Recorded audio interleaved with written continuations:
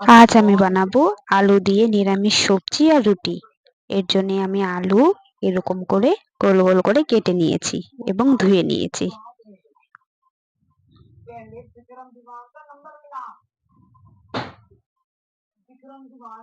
এবার আমি কড়াইয়ে সর্ষের তেল দিয়ে দেব। তেল গরম হয়ে গিয়েছে, এবার দিয়ে দিব কালো জিরে।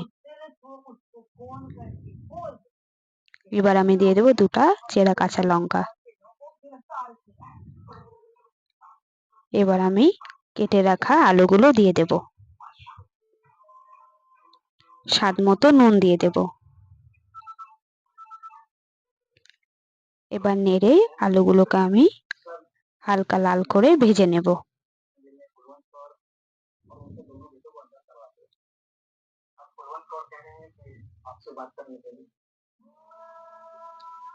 ভালো করে এপাশ ওপাশ নেড়েই আলুগুলোকে আমাকে ভেজে নিতে হবে।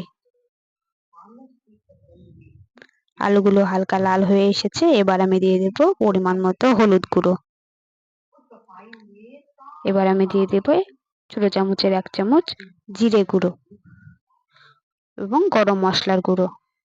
এবার এগুলোকে সবগুলোকে নেড়ে ভালো করে আবারও কিছুক্ষণ ভেজে নেব।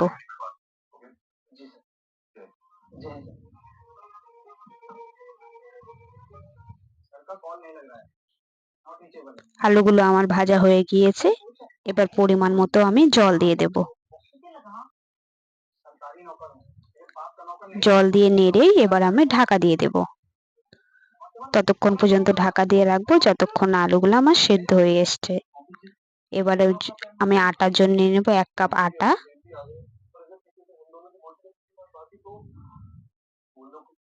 তার থেকে একটু বেশি নিচ্ছি। স্বাদ মতো নুন দিয়ে এবার মিশিয়ে নেব। এবার আমি অল্প অল্প জল দিয়ে আটাটি মেখে নেব।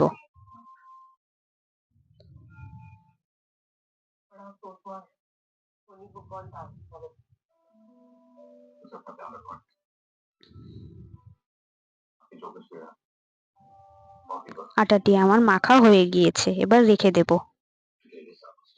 আলুগুলো আমার সেদ্ধ হয়ে এসেছে। আলুগুলোকে এবার এরকম করে ঘেঁটে দেব।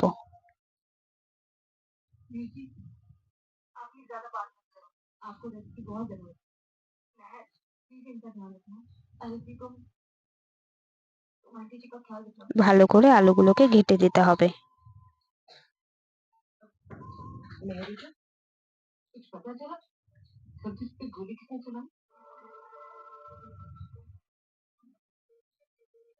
আলুটিকে ঘুরতেই আমি জল দিয়ে খানিকটা ঘন করে নেব।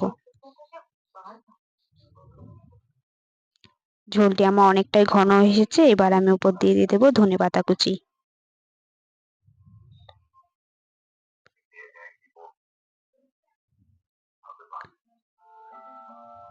এবার নেড়েই আমি এটা নামিয়ে নেব।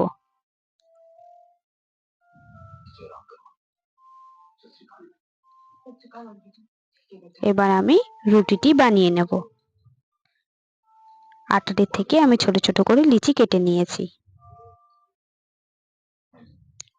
এবার একটা লিচি নিয়ে এবার শুকনো আটা দিয়ে দেব। এবার আমি রুটিটি বেলে নেব। রুটিটি আমার বেলা হয়ে গিয়েছে, এবার আমি রুটিটিকে সেঁকে নেব।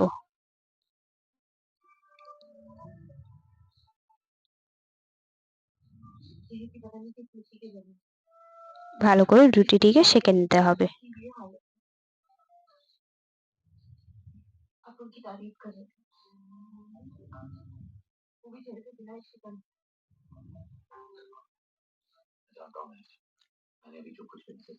রুটিটি আমার হয়ে গিয়েছে, নামিয়ে নিয়েছি। এরকম করে আমি সবগুলো রুটি বানিয়ে নিয়েছি। এতেই আমার তৈরি হয়ে যাবে নিরামিষ আলু সবজি দিয়ে রুটি।